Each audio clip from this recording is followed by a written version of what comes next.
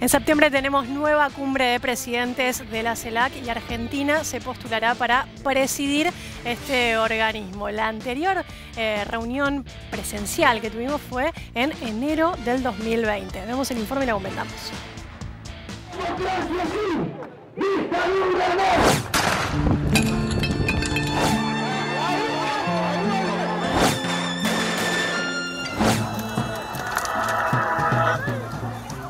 El agitado escenario regional, sumado a las necesidades políticas de gobiernos progresistas y de izquierda en América Latina, que cuestionan a la OEA, a la que atribuyen un posicionamiento proclive a los intereses de Estados Unidos, reflotan proyectos de integración a escala continental. El camino elegido parece ser el fortalecimiento de la Comunidad de Estados Latinoamericanos y Caribeños, CELAC, un mecanismo intergubernamental creado en febrero de 2010 en la Cumbre de la Unidad de América Latina y el Caribe, en Playa del Carmen, con el impulso del venezolano Hugo Chávez para enfrentar a la OEA y eventualmente reemplazarla. La CELAC está conformada por 33 países de la región excluyendo a Estados Unidos y a Canadá y tiene como objetivo el respeto de la soberanía de las naciones, apuntando a la integración regional en temas como economía, finanzas, energía, desarrollo social, educación, desarme y medio ambiente, con eje en la unidad respetando la diversidad política. Y las acusaciones contra la OEA desde sectores de la izquierda latinoamericana por inacción, connivencia o intervención directa van desde las destituciones de los presidentes Zelaya en Honduras en 2009, Lugo en Paraguay en 2012 y Dilma Rousseff en Brasil en 2016, al apoyo a la oposición venezolana y más cerca en el tiempo al golpe en Bolivia que terminó con la renuncia de Evo Morales. Después de 2017, el giro a la derecha de varios países importantes de la región dejó a la CELAC sumida en una parálisis en parte porque el mecanismo se basaba no tanto en una dimensión institucional, sino en afinidades personales de un grupo de mandatarios. Ya no se realizaron cumbres en 2018 y 2019 y los encuentros se retomaron recién en enero de 2020 en México, aunque sin la participación del gobierno de facto de Bolivia ni de Brasil, quien anunció su retiro del grupo.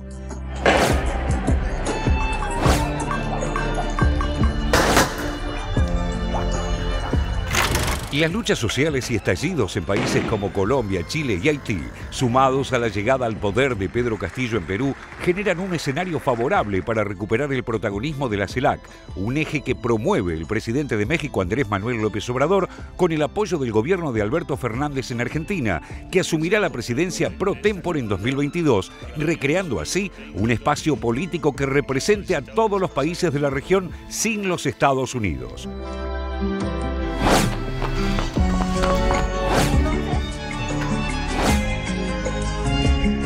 Las políticas para enfrentar la pandemia también aportan a la recuperación del grupo, ya que los gobiernos de la CELAC se manifestaron a favor de la distribución equitativa de vacunas y la democratización de su producción, algo sobre lo que la OEA no se pronunció.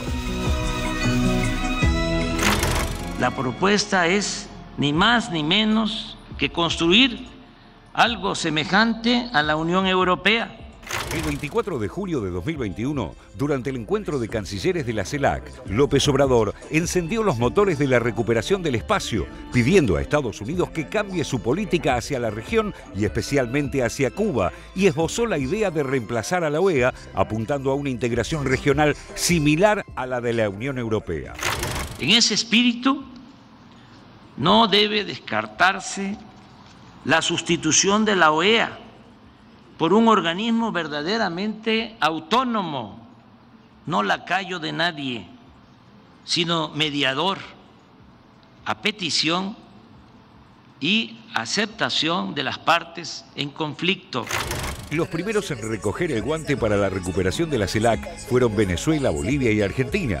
Colombia rechazó la idea y se inclina por mantener relaciones más estrechas con Washington y Canadá. Compartimos la interlocución de la CELAC con socios extrarregionales y así como se ha propuesto la cooperación e inversión con China y sus distintas reuniones a nivel ministerial, debemos promover también más oportunidades de cooperación con Estados Unidos y Canadá. La expectativa está puesta también en un posible triunfo de Luis Ignacio Lula da Silva en Brasil en 2022 y en el futuro político de Chile, que irá a las urnas en noviembre de este año. En septiembre se realizará justamente en México la próxima cumbre de presidentes de la CELAC. El encuentro será clave para el futuro del grupo y la integración regional.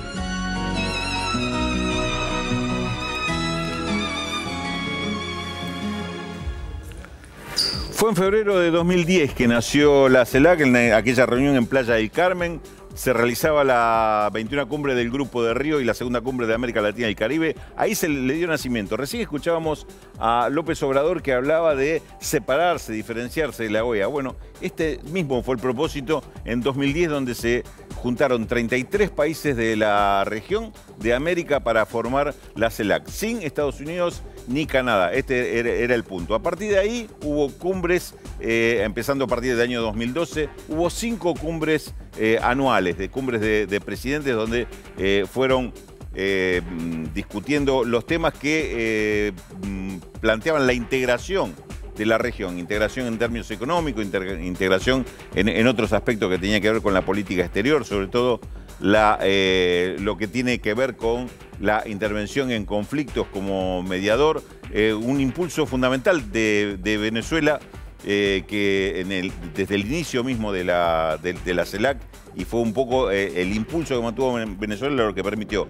que prácticamente hasta el año 2015 2016 en realidad y 17 fueron las últimas cumbres. Acá tenemos año por año donde se fueron realizando cada una de estas cumbres hasta el año 2016 que tuvo lugar la cuarta cumbre. Después del año 2017, cuando se da la quinta cumbre en República Dominicana, entra en un impasse la CELAC. Evidentemente esto tiene que ver con los cambios de gobierno en la región, donde los sectores de izquierda o progresistas pierden posiciones y los nuevos gobiernos empiezan a tomar distancia de la CELAC y a ponerla en una especie de freezer. Recién ahora se retoma un poco esta idea de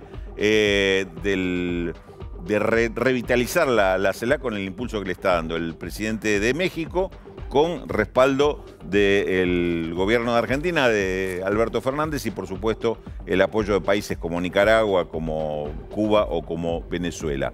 Esto es lo que se intenta, por eso estas reuniones que se hicieron el año pasado en México, y esta nueva reunión, esta reunión de cancilleres que hubo ahora en julio, y la prometida reunión de presidentes probablemente para el mes de septiembre. Con dificultades, claro está, para plantear esta situación, y una situación que yo creo ustedes compartirán conmigo que un punto determinante va a ser seguramente el año que viene, qué es lo que pasa en Brasil con las elecciones. Si es que Lula gana, obviamente le va a dar un impulso, o probablemente le va a dar un impulso a esto. De hecho, recién comentábamos con José esto de la participación de Brasil. Digo, Brasil no forma parte de la CELAC, decidió correrse, es un actor imprescindible en la región que no está siendo parte de este organismo por una decisión política del presidente Bolsonaro, y que eso puede revertirse, claro está, con la elección del año que viene, y que le daría también otro impulso al bloque, un bloque que es necesario, que se necesita, digo, porque estamos en un momento de mucha desarticulación desde mi punto de vista regional, y que, bueno, ¿dónde se canalizan esas búsquedas? ¿Dónde se canalizan esos consensos en la región en materia política, en materia económica, en distintos aspectos? Bueno, sería un buen espacio para hacerlo dentro de la CELAC. Sí, claro. Sí, no, el punto que me faltó aclarar, claro, porque enero de 2020, cuando se hace el relanzamiento, no participó Brasil por decisión de Bolsonaro, y no participó Bolivia, que en ese momento estaba con el gobierno de facto de Yanín Áñez. No, dos comentarios. El primero, las dudas sobre un mecanismo de integración, por ahí es mucho decir integración, digamos, de articulación regional que baila al compás del ritmo político de los países. Los mecanismos de integración que más o menos se han sostenido en el mundo, la Unión Europea, por supuesto, es el más exitoso y el más profundo, pero a otro nivel de integración, el Tratado de Libre Comercio de América del Norte se firmó en el 94, lleva unos cuantos años. Hubo presidentes demócratas, republicanos, hubo presidentes de derecha, en México de derecha, del PRI, de izquierda, y el mecanismo sigue vigente.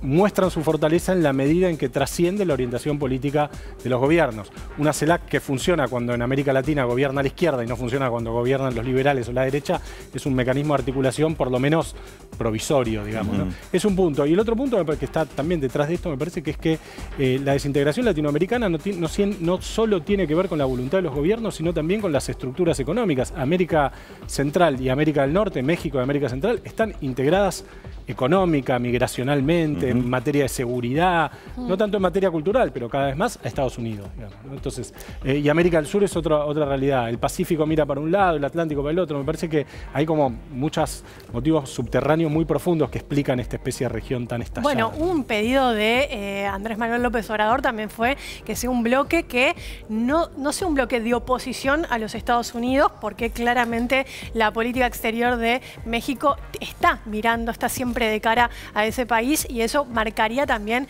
un giro, digamos, una posición totalmente distinta a lo que fue en su momento la UNASUR a nivel regional, ¿no? Entonces me parece que ahí, digamos, como decía José recién, también los países de Centroamérica, el Caribe, hay un estrecho vínculo con Estados Unidos que hay que ser más cuidadoso que por ahí los países de Sudamérica a la hora de tejer estas tipos de alianzas regionales. Por eso es que también aparece en paralelo a esto la propuesta del RUNASUR, es decir, que sería la revitalización de la UNASUR que está impulsando Evo Morales, que es un poco una alternativa justamente por estas cuestiones de que la CELAC está con un planteo de integración, entre comillas, un poco lo que decía José, con las dificultades que plantea, y lo que está planteando Evo Morales, tener otro organismo que sí tenga una definición ideológica mucho más fuerte y muy antiimperialista o anti-Estados Unidos. Lo que pasa es que yo leí las declaraciones de Evo en ese sentido. Eso ya se intentó también con el ALBA, ¿no? El ALBA era eso, ¿no? Era un organismo de integración. Sigue existiendo el ALBA. Sí, sigue existiendo, bueno, contraimperialista, digamos. Sí, sigue existiendo, pero Bolivia volvió a entrar, Nicaragua está, qué sé yo. Bueno, no dan la correlación de fuerzas hoy, me parece. Sí, pero es inevitablemente rehén de estos vaivenes. Claro. Por eso mi duda es hasta qué punto tiene sentido un organismo de integración, ni siquiera de integración, digo, de articulación. La OEA no es un organismo de integración, es un organismo de articulación política que se desintegra, se desarma, se disuelve cuando gana Macri o gana Alberto Fernández. Te dejamos esa duda porque no tenemos cómo respondértela. La dejamos para la próxima Vamos semana.